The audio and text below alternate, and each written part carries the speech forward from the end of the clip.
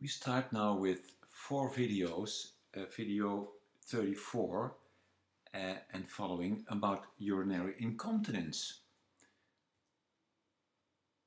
As always, open access, free of charge, to support students in their learning to become more competent, more confident and caring practitioners.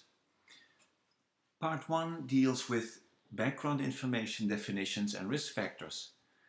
And we'll see here the overview of all 4 videos. In part 2 I'll pay attention to how to take a detailed history, a focused history, what we should look at for in examination and what investigations are commonly done in part 3. And part 4 deals with different management, treatment options and conclusions. Why are we continent for urine? There are 2 mechanisms. The first underlying mechanism is the mechanical support by, you could argue, like a hammock type structure which supports the urethra and compresses it against the anterior vaginal wall in women when they cough or sneeze or when there is an increased intra-abdominal pressure. Then secondly, we have neurological reflex. The spinal sympathetic reflex stimulates via bladder beta-adrenergic receptors relaxation of the smooth muscle, so the detrusor muscle, the muscle of the bladder wall, relaxes. And we have in the urethra alpha-adrenergic receptors which contract the urethra and increase its pressure. About the neurological phenomena, what is the innervation of the bladder? We can see here on the right hand side the bladder wall or the detrusor muscle, the urethra, which perforates the pelvic floor muscle. The bladder itself finds part of its innervation through the sympathetic pathways starting from thoracic 11 till lumbar 2, and this part of the sympathetic nerve system ensures that there is relaxation of the detrusor muscle, so that the bladder is able to store urine for a while. If we go to the cervical nerve, the cervical part of the nervous system, here is where the parasympathetic nerves come from, and they have an opposite effect. If they are activated, the bladder will start to contract to empty its content, and at the same time we can see the pudendal nerve comes from the cervical 2 to 4 as well, and the pudendal nerve should actually result in a relaxation of the pelvic floor and urethra, which results in urination. Here is a summary of these different nerves involved in being continent, being able to store urine for a while. And what is important, the bowel function and the sexual function share the sacral cord innervation with voiding. As we discussed already, the sphincter is an alpha-adrenergic agonist which stimulates the sphincter closure. If we go back to the mechanical phenomenon, I discussed that briefly before, the hammock. If there is a hammock working well, we can see here in front the pubic bone, we can see here the bladder, which is slightly filled with the urethra, and posterior of the bladder we see here the uterus.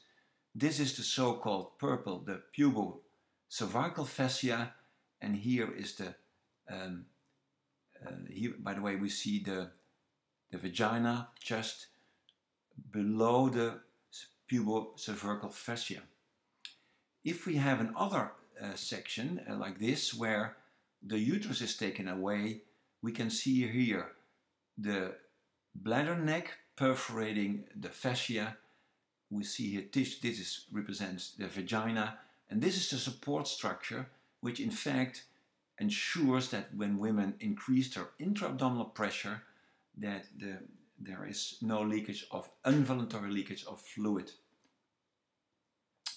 What are now causes of stress incontinence? Well, if that hammock, that support structure below the urethra, is torn due to a delivery, that could result in the urethra. We see here the picture.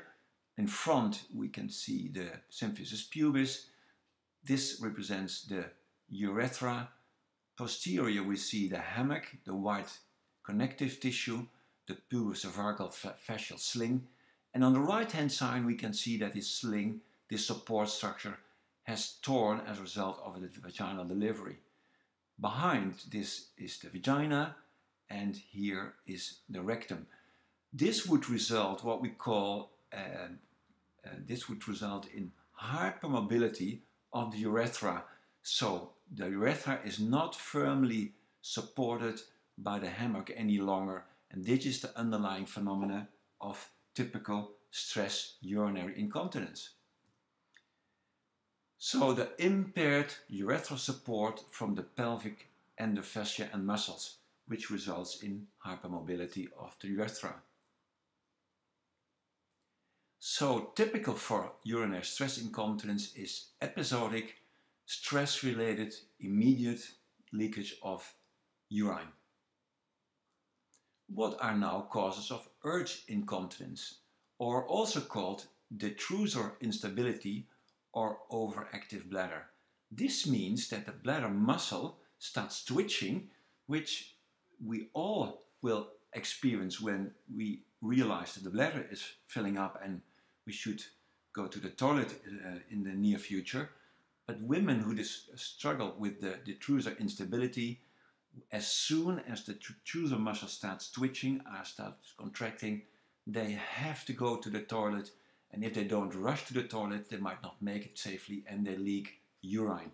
So quite often it's a phenomenon of an urge to go and an inability to go to the toilet, as most of us can when you are continent.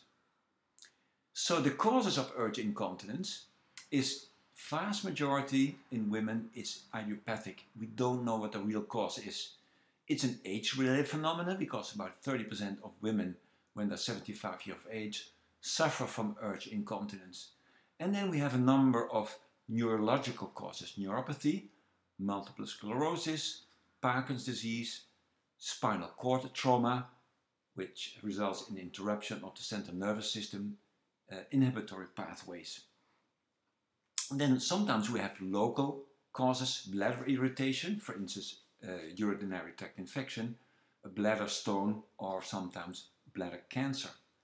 And there is a whole list of medications which can contribute to urge incontinence as a side effect of medications, and of course psychosomatic factors. Well, we all know when you're nervous, for instance when you're preparing for an exam, that your bladder actually wants you to go more often to the toilet because of central nervous system influence. Drugs, there is a whole list of drugs. I just mentioned here a few. Diuretics, of course, they increase the volume of urine produced and they will exacerbate urgency and urge incontinence, and also nocturia. That means you have to go to the toilet, you wake up during the night more than once. We discuss that later. Alpha antagonists, because they result in relaxation of the urethral sphincter and the worsen incontinence. And of course alcohol, well, that's not particularly to be regarded as medication, of course, but alcohol has a diuretic effect on one hand. On the other hand, if you have taken a certain dose, it impairs judgment and coordination. But also alcohol exacerbates urine frequency and urgency. Some medications like sedatives, including benzodiazepines, anticholinergic agents, including antidepressants with anticholinergic activity, and many more drugs. The sedatives result, of course, in sedation and confusion, which is associated with incontinence, and the other medications reduce the detrusor contractility, and they are associated with urinary retention. Well, many more drugs. I do not want to bombard you because you might already be a little bit irritated about all these drugs, more than 1,001 causes. This is quite confusing, Alphonse. Why would you not mind giving it, keep it simple, stupid? Well, here is an important expression from Albert Einstein. If you can't explain it simply enough, you don't understand really well yourself. And DAROGA couldn't agree more. Let's continue with urinary incontinence. What's the definition? What types of urinary incontinence do you know? What if the patient leaves urine continuously? Some questions to reflect on. Well, let's keep it simple. First, we have stress urinary incontinence, which is the most common type of incontinence. Involuntary leakage with increased intra-abdominal pressure. So it means on exertion, when walking or running or standing upright, when sneezing, coughing, or doing sexual intercourse.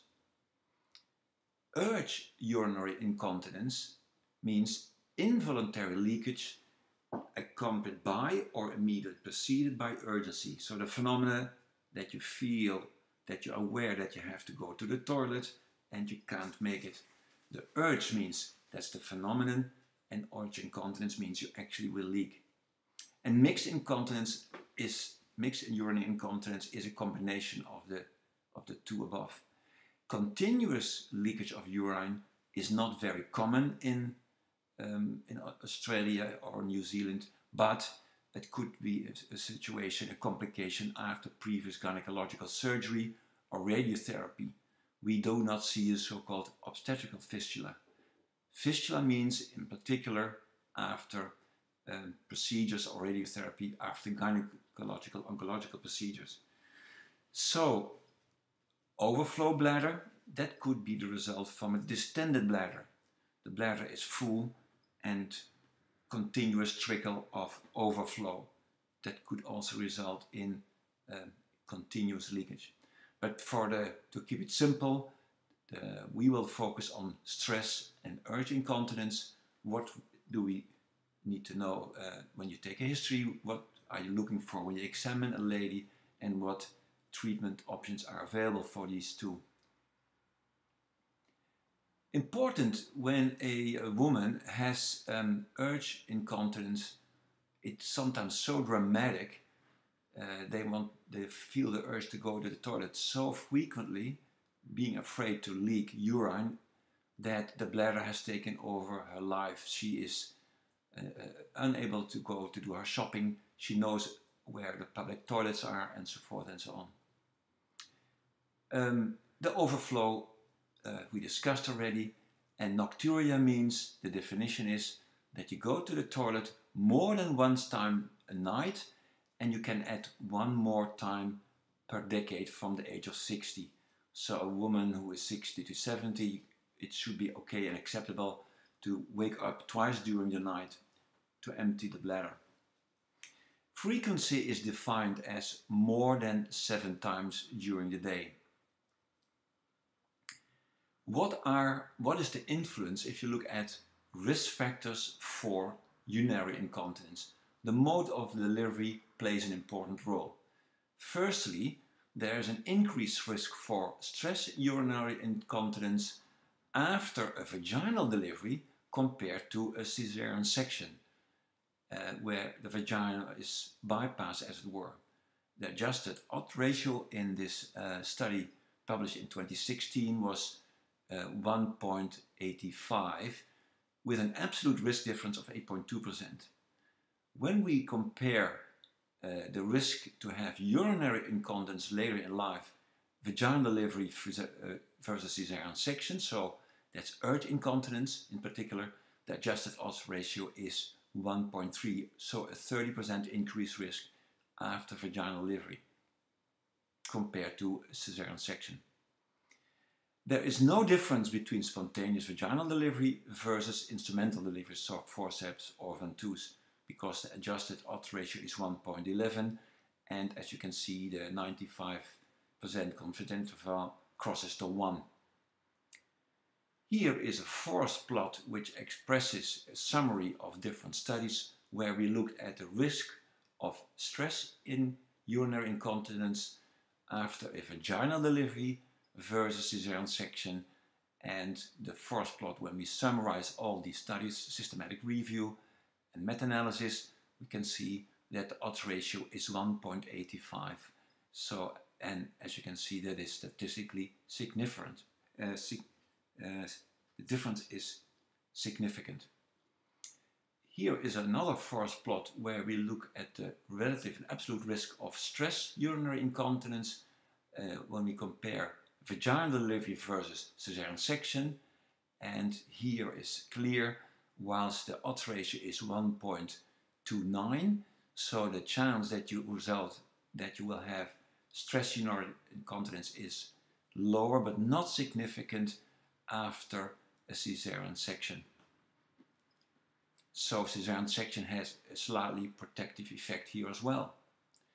So this concludes part 1 of urinary incontinence, where we discussed the background, we paid attention to different definitions and the risk factors, in particular the phenomenon of labor and vaginal delivery versus caesarean section. Thank you.